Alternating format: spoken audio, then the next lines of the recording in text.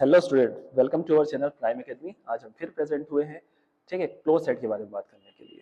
ठीक है, इसके पहले हमने जो 4 थ्योरम्स देखे थे वो जनरली थे ओपन सेट के बारे में, जिसमें हम उससे 2 ऑपरेशंस परफॉर्म कर रहे थे। एक था यूनियन और एक था इंटरसेक्शन। यहाँ पर भी हम जो होता है बात करेंगे क्लोज सेट की, और यहाँ पर भी उसके यूनियन और इंटरसेक्शन की बात यहाँ पर होगी। चलिए, तो हम इस क्वेश्चन को देखते हैं कि ये क्वेश्चन बोलता क्या है। ये क्वेश्चन बोल रहा है the union of two close set is close set. मतलब हम बताएंगे कि हमारे पास 2 क्लोज सेट है, यदि हम उसका यूनियन डिफाइन करें तो वो भी क्या होगा, क्लोज सेट होगा। ये बेहद ही आसान क्वेश्चन है और बहुत ही शॉर्ट है, इस पे कोई दिक्कत नहीं है, आराम से आप इसको डिफाइन कर सकते हैं। हम यहाँ कंसिडर करते हैं कि let G1 and G2 be two close set, be two close set. तो हमारे पास यहाँ पे 2 क्लोज सेट जो होता है वो G1 और G2 है। तो हम एक प्रॉपर्टी जानते हैं बाय द कॉम्प्लीमेंट, ठीक है, कि जब आपके पास में 2 सेट G1 और G2 दोनों के दोनों क्या हो, क्लोज सेट हो, तो ये कंफर्म है कि इनका जो कॉम्प्लीमेंट होगा वो क्या होगा, ओपन होगा। तो G1 complement and G2 complement are open set, ठीक है, बी ओपन सेट। ठीक है, तो हम यहाँ पर देखेंगे कि वो उनके कॉम्प्लीमेंट्स क्या हो जाएंगे, ओपन सेट हो जाएंगे। और बाय द कंडीशन हम ये जानते हैं कि 2 ओपन सेट का इंटरसेक्शन भी क्या होता है, ओपन होता है। तो ये भी हम जानते हैं, ठीक है, by the theorem number first. आप थ्योरम नंबर फर्स्ट पढ़ के आए हैं, ठीक है।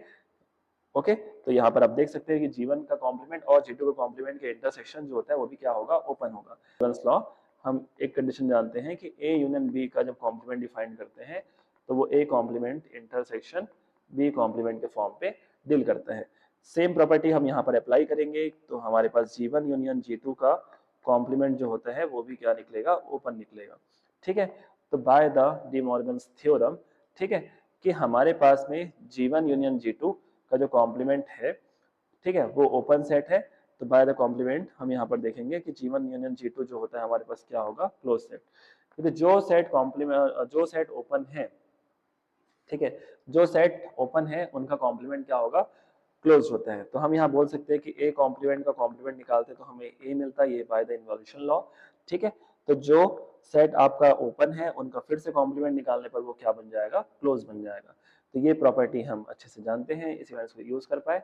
और देन जो होता है यहाँ पर ये इस कंडीशन प्रूफ होती है कि आपके पास में 2 क्लोज सेट का यूनियन जो होता है वो एक क्लोज सेट होता है। ठीक है, चलिए अगले क्वेश्चन पे बढ़ते हैं। अगला क्वेश्चन है the union of a finite number of close set is close set. यहाँ पर एक बहुत ही बेहतरीन बात हो रही है कि हमको जो होता है फाइनाइट नंबर पर जो हमारे पास क्लोज सेट प्रेजेंट है उनका यूनियन डिफाइन करने पर वो क्या आता हो, क्लोज सेट आता हो।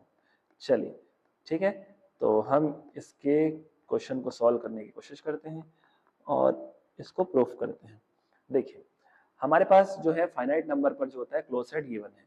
तो हम यहाँ पर क्या करते हैं, ऐसे कंसीडर कर लेते हैं कि G1 G2 G3 so on Gn जो होता है वो आपके पास में n क्लोज सेट्स होंगे, n क्लोज्ड सेट्स होंगे। ठीक है, तो कंफर्म है यदि G1 क्लोज सेट है, G2 क्लोज सेट है, G3 क्लोज सेट है, सो ऑन Gn क्लोज सेट है, तो ये कंफर्म है कि उनका जो कॉम्प्लीमेंट्स आ जाएंगे, तो G1 complement, G2 complement, G3 complement, so on Gn complement, ये क्या हो जाएंगे, बी एन ओपन सेट्स हो जाएंगे। ठीक है, ये सभी के सभी क्या होंगे, ओपन सेट्स के फॉर्म पे काम करेंगे।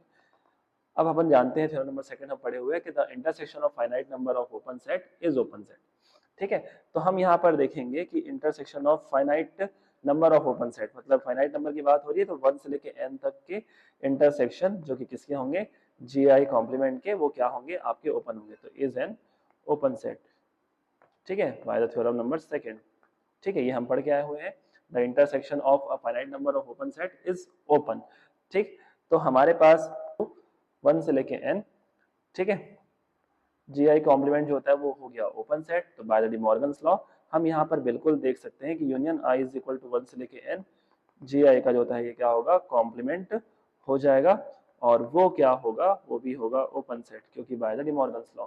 ठीक है, तो intersection of i is equal to 1 से लेके i, G के कॉम्प्लीमेंट जो होता है union of i is equal to 1 से लेके n, Gi के होल कॉम्प्लीमेंट के इक्वल होता है। ये हमको ध्यान रखना है। ठीक है, चलिए, तो इसके बाद हम यहाँ फिर से लगाएंगे इन्वॉल्यूशन लॉ कि ए कॉम्प्लीमेंट का कॉम्प्लीमेंट लगाने पे वापस हमें क्या मिलता है, ए मिलता है। तो देयरफॉर हम जब बात करते हैं union is equal to I is equal to 1 से लेके n Gi, ठीक है, ये क्या होगा, ये एक क्लोज सेट होगा। ठीक है, नंबर पे किसी क्लोज सेट का यूनियन डिफाइन करने पर वो क्या मिलता हो, क्लोज सेट मिलता हो।